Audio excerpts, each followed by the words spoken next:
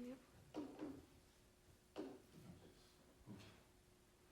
우리 다 함께 기도드리심으로 금요일 새벽 예배 하나님 앞에 나아갑니다. 자비하시고 인애로우시며 노하기를 더디하시는 사랑의 하나님, 하나님의 은혜를 참으로 감사를 드립니다. 이 한 주 동안도 하나님의 은혜 가운데에 새벽을 깨우며 하나님 앞에 영광의 예배를 드리게 하셨음을 감사를 드립니다. 저희 삶이 온전히 하나님의 것이오니 하나님의 뜻 가운데 행할 수 있도록 인도하여 주옵소서. 각종 질병으로부터 지켜주시고 사건 사고로부터 보호하시는 하나님께 감사드리며 예수님 이름으로 기도드리옵나이다. 아멘.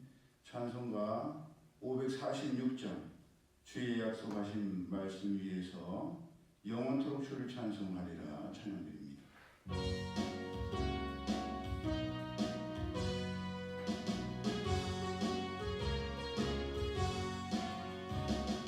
주님 약속하신 말씀 위에서 영원토록 주를 찬송하리라. 소위 높여 주께 영광 돌리며 약속 믿고 굳게 서리라. 굳게 서리 영원하신 말씀 위에 굳게 서리.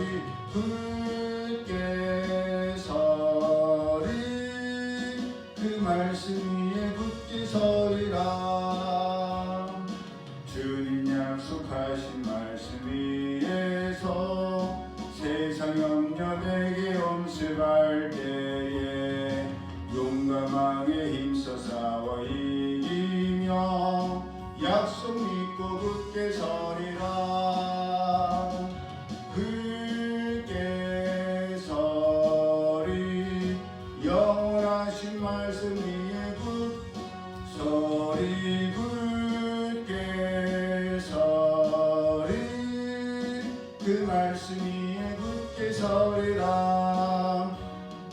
주님 약속하신 말씀 위에서 영원토록 주의 사랑이 믿고 성령으로 힘써 싸워 이기며 약속 믿고 굳게 서리라.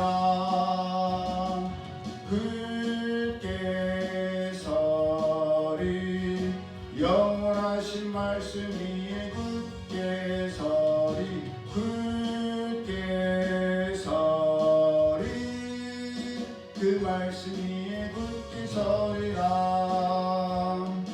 주님 약속하신 말씀 위에서 성령 인도하는 대로 행하며 주님 품에 항상 안식 얻으며 약속 믿고 굳게 서리라.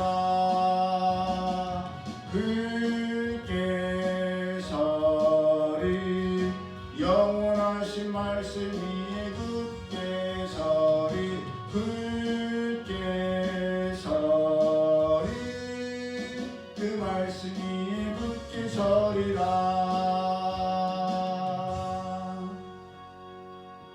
하나님 말씀 구약 성경 창세기 24장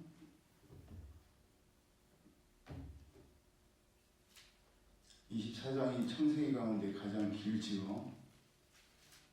67절까지 있습니다. 오늘은 9절까지 보도록 하겠습니다. 기대에 가득 찬을 부렸는데 24장 1절에서 9절 시작. 아브라함이 나이가 많아 늙었고 여호와께서 그에게 범사에 복을 주셨더라. 아브라함이 자기 집 모든 소유를 맡은 늙은 종에게 이르되 청하건대 내 허벅지 밑에 내 손을 넣어라. 내가 너에게 하늘의 하나님 땅의 하나님이신 여호와를 가리켜 맹세하게 하노니 넌 내가 거주하는 이 지방 가나안 족속의 딸 중에서 내 아들을 위하여 아내를 택하지 말고 내 고향 내 족속에게로 가서 내 아들 이삭을 위하여 아내를 택하라. 종이 이르되 여자가 나를 따라 이 땅으로 오려고 하지 아니하거든 내가 주인의 아들을 주인이 나오신 땅으로 인도하여 돌아가리이까? 아브라함이 그에게 이르되 내 아들을 그리로 데리고 돌아가지 아니하도록 하라. 하늘의 하나님 여호와께서 내 고향 땅에서 떠나게 하시고 내게 말씀하시며 내게 맹세하여 이르시기를 이 땅을 내 씨에게 주리라 하셨으니 그가 그 사자를 너보다 앞서 보내실지라. 내가 거기서 내 아들을 위하여 아내를 택할지니라. 만일 여자가 너를 따라오려고 하지 아니하면 나의 이 맹세가 너와 상관이 없나니 오직 내 아들을 데리고 그리로 가지 말지니라. 그 종이 이에 그의 주인 아브라함의 허벅지 아래에 손을 넣고 이 일에 대하여 그에게 맹세하였더라. 아멘. 이 본문이 속해 있는 창세기 24장은 창세기에서 가장 긴 장입니다. 저는 왜 이렇게 24장이 이렇게 길까? 믿음의 조상 아브라함에 대해서도 이렇게까지 길지 않았고, 뭐 결혼에 관한 리브가의 결혼보다는 야곱의 결혼 과정이 굉장히 우여곡절이 많았지 않습니까? 그런데 야곱의 결혼 과정은 간단하게 기록되어 있는데 유독 이삭의 결혼 과정에 대해서는 이렇게까지 길게 기록되어 있다는 것이 읽을 때마다 굉장히 의아했어요. 그것도 이삭 당사자가 겪은 일이 아니지 않습니까? 이삭의 신부감을 구하기 위해서 갔었던 아브라함의 늙은 종 다메섹 엘리에셀에 관한 이야기라서 더욱 흥미롭다는 생각이 듭니다. 본문을 보면 아브라함의 나이가 많았고 늙었다고 되어 있습니다. 출발 자체가 그렇지요. 아브라함이 나이가 많아 늙었고 라고. 어제 살펴본 것처럼 23장에 처음에 나와 있는 것처럼 사라는 127세에 죽었습니다. 그때 이삭의 나이가 36살. 그러니까 우리로 치더라도 요즘은 결혼이 늦은 편이지만 옛날에 그래도 좀 빨랐을 것 같으니까 36살인데 결혼을 시키지 않았다. 그때는 뭐 자기가 결혼하는 게 아니라 부모님들이 시키는 시대였을 테니까 36살인데도 결혼을 시키지 않은 것이 이상한데, 창세기 25장 20절을 보면 이삭이 리브가와 결혼했을 때의 나이가 몇 살인지 혹시 알아요? 40이었어요. 40. 그러니까 아브라함은 사라가 세상을 떠나고도 4년이 지난 뒤에야 이삭을 결혼시키려고 했던 거예요. 그러니까 이삭이 40에 결혼을 했으니까 그때 아브라함의 나이가 몇 살이었겠어요?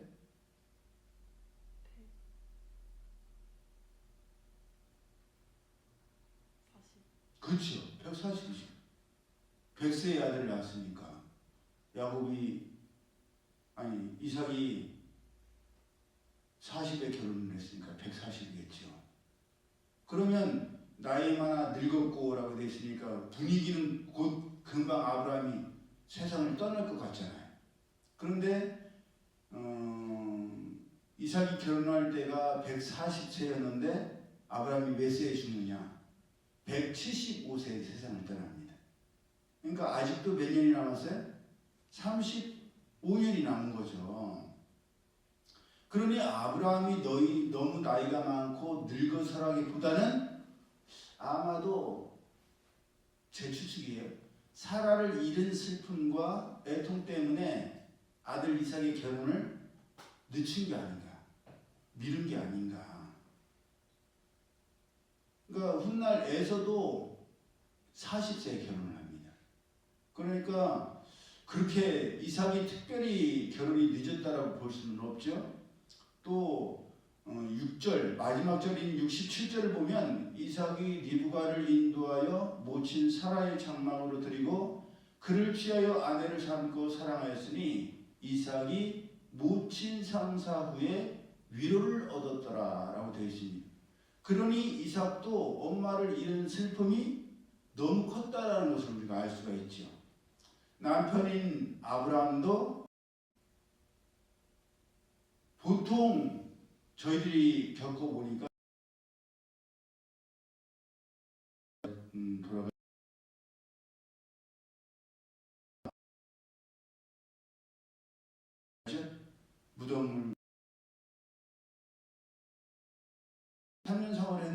이유가 있더라고요. 무슨 말이냐? 부모님을 잃거나 이렇게 상을 당했을 때 3년 정도 가는 것 같아요. 그 슬픔과 애통과 마음의 상실감과 외로움, 고독이 최소한 3년을 가는 것 같아요.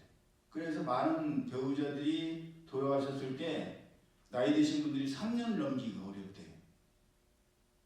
근데 3년을 넘으면 장수하시대요. 네.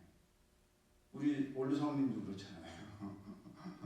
3년 동안은 진짜 고비가 있으셨거든요. 3번 고비가 있었어요. 돌아가시겠다 싶을 정도로. 근데 그 고비 넘기더니 잘 사시잖아요. 지금 낮에도 목화대리고 산책 다니시고. 예. 그러니까 아브라함도 이삭도 아내와 엄마를 잃은 슬픔과 상실감이 컸었기 때문에 4년 뒤에나 이제 결혼을 생각하게 된 거죠. 아브라함은 아들 이삭의 신부감을 구하기 위해서 가나안 땅에 여자들이 얼마나 많겠어요. 그런데도 어디로 보내요? 다메섹 엘리에셀을 자기 고향 친족에게로 보냅니다. 저는 이 부분도 좀 의아했어요. 아니 왜 하나님께서 고향과 친척 아비 본토를 떠나서 가라고 하셔서 왔는데 여기에서 결혼을 하지 않고 떠나온 고향으로 다메섹 엘리에셀을 보내서 왜 거기서 신부감을 찾지? 이상하지 않아요? 아니 여기가 좋으니까 하나님께서 가라고 하셨을 거 아니야. 떠나라고 하신 데는 떠나야 될 이유가 있을 때고 떠나왔으니까 돌아오지 말라고 하셨을 거 아니에요. 근데 왜 아브라함은 자기 아들은 누구예요? 며느리잖아. 며느리를 왜 자기 고향으로 보내서 고향 사람들 중에서 택해서 오라고 했을까? 굉장히 의아하지 않습니까? 듣고 보니까 그렇죠. 그 이유는 그만큼 가나안 땅 거민들이 성적 타락이 극에 달했기 때문이었습니다. 오죽하면 하나님께서 소돔과 고모라의 죄악이 심히 중함을 보시고 불과 유황을 내리셔서 소돔과 고모라를 멸하셨겠습니까? 다른 나라 다른 민족들도 성적 타락과 죄악이 심했을 텐데 그 중에 가장 심한 소돔과 고모라였기 때문에 그것을 본보기로 하나님께서 심판하신 것이지요. 소돔과 고모라의 타락성은 천사인 줄 모르고 낯선 나그네들을 동성애로 성폭행했다는 것에서도 드러나고 그 롯의 두 딸이 자기 아버지에게 했던 일을 보더라도 알 수가 있습니다. 그랬기에 그나마 나은 고향과 친족에게서 아들 이삭의 신부감, 자기의 며느리감을 찾으려고 했던 거예요. 그러면 가나안 땅이 그렇게 죄악이 심하고 성적 타락이 심했는데 고향인 우리는 괜찮은가? 예, 다 알 수는 없지만 24장 31절을 보면 아브라함의 고향이자 동생 후손인 라반이 다메섹 엘리에셀에게 여호와께 복을 받은 자여 들어오소서 어찌 밖에 섰나이까 내가 방과 약대의 처소를 예비하였나이다 라고 되어 있습니다. 그리고 다메섹 엘리에셀로부터 하나님께 기도를 드린 내용과 리브가가 거기에 대해서 어떻게 반응했고 이제 앞으로의 일에 대해서 가부에 대해서 말해달라고 했을 때에도 라반이 뭐라고 얘기를 하냐, 이 일이 여호와께로 말미암았으니 우리는 가부를 말할 수 없노라 라고 한 것을 보더라도 신앙이 이어지고 있었음을 우리가 알 수가 있죠. 그것은 이삭의 아내가 된 리브가도 마찬가지였습니다. 리브가는 남편이 될 이삭이 어떻게 생겼는지 알았어요, 몰랐어요? 몰랐어요. 이삭의 신앙이나 성격은 몰랐어요. 키가 큰지 작은지 피부가 어떤지 말투는 어떤지 무엇을 좋아하고 무엇을 싫어하고 어떤 음식을 잘 먹는지 싫어하는지도 전혀 없었습니다. 아는 것도 하나도 없었고 본 것도 없었고 들은 것도 없어요. 다메섹 엘리에셀도 이삭이 어떻다라는 것을 리브가한테 말해주지를 않았어요. 그저 다메섹 엘리에셀이 하나님께 기도드렸고 하나님께서 리브가를 통해서 그 기도의 내용에 응답하셨다는 것, 그거밖에는 아는 것이 없었습니다. 심지어 65절 마지막 절에서 두 번째인 65절을 보면 리브가가 다메섹 엘리에셀과 그 아브라함의 집을 향해 가다가 멀리서 이삭이 마주오는 것을 보고 저 사람이 누구냐 그랬더니 다메섹 엘리에셀이 당신의 남편 가문입니다. 그랬더니 어떻게 해요? 면박을 취하여 자기 얼굴을 스스로 가릴 정도였어요. 그러니까 아는 것이 전혀 없었던 거예요. 이렇게 선보어서 결혼하는 경우는 드물지 않겠어요? 그런데도 리브가는 여기서 중요해요. 그의 시아버지였던 아브라함이 그랬듯이 하나님의 응답하심과 인도하심 그거 하나 믿고서 오라버니와 어머니가, 아버지는 없었던 것 같죠? 외삼촌 라반에 대한 이야기만 나오니까, 그러니까 오라버니와 어머니가 허락을 하겠다. 하지만 적어도 열흘은 머물다가 시집 보내게 했다라고 했을 때 뭐라고요? 아니라 곧바로 따라 나서겠다. 리브가는 대단한 여인이에요. 그러니까 나중에 야곱의 축복권에 대해서도 저주는 내가 받을 테니 복은 네가 받아라. 당차잖아요. 그러니까 눈에 아무 증거 아니 보이고 귀에 아무 소리 아니 들려도 하나님의 약속 굳게 부여잡고 알 수 없는 땅을 향해서, 더더군다나 남자나 여자나 다 그렇겠지만 특히 여자는 더 그럴 텐데 알 수 없는 배우자를 향해서 알지 못하는 남편을 만나기 위해서 길을 떠났다는 거예요. 리브가가 선택하고 떠난 길은 단순한 여행을 위한 길이 아니라 리브가의 인생 전체를 건 모험과 도전의 길이었습니다. 그리고 그 길은 훗날 영광의 길이었고 믿음과 축복의 계보를 잇는 길이었습니다. 물론 리브가 본인에게는 다 좋았다고 말할 수가 없어요. 리브가는 사라에 비해서 그렇게 행복한 인생은 아니었던 것 같습니다. 왜냐하면 초반에도 아기가 안 생겨서 20년 고생을 했고 20년 있다가 쌍둥이를 낳았는데 쌍둥이가 뱃속에서부터 심이 다투고 이 녀석들이 크더니 거기에 또 리브가가 개입을 하고, 그래서 사랑하는 아들 야곱을 이후에는 평생 못 보다가 눈을 감았으니까 아무리 뭐 주변에 다른 게 있어도 사랑하는 아들을 못 보고 살았으니 얼마나 저는 행복하지 않았을 것 같아요. 그 또한 리브가가 처음에는 하나님의 은혜 가운데 시작했지만 리브가가 또 하나님께 응답받았다고 볼 수도 있고 안 볼 수도 있지만 야곱을 축복할 때는 하나님의 약속을 믿지를 못했죠.